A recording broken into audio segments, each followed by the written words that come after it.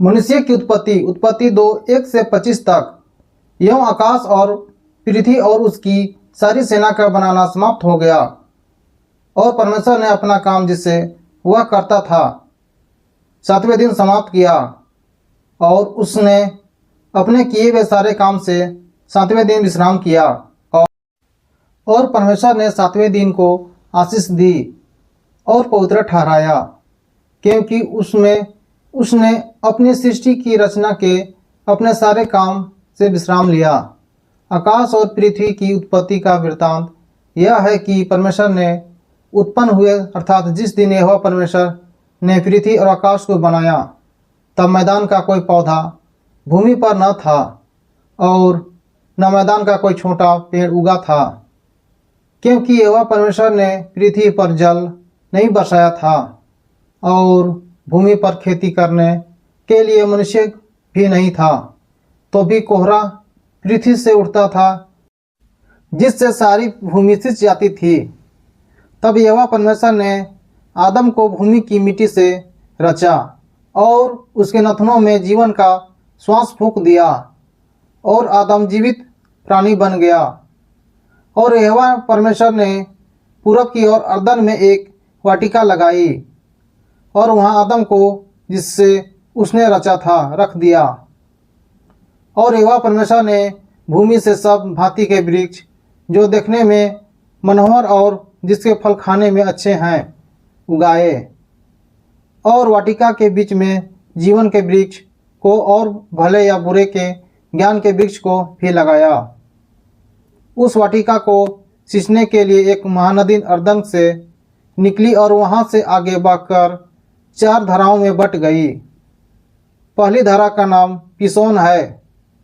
यह वही है जो हवीला नाम के सारे देश को, जहाँ सोना मिलता है, घेरे हुए हैं।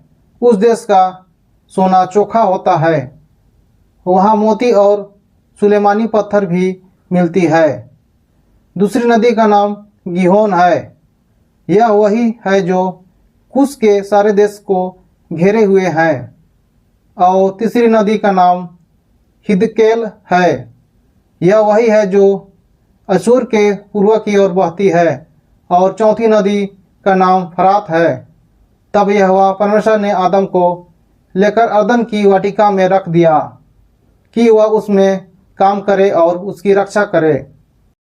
और यहोवा परमेश्वर ने आदम को यह आज्ञा दी कि तू वाटिका के सब वृक्षों का फल बिना खटके खा सकता है, पर भले या बुरे के ज्ञान का जो वृक्ष है उसका फल तू कभी न खाना, क्योंकि जिस दिन तू उसका फल खाए उसी दिन अवश्य मर जाएगा।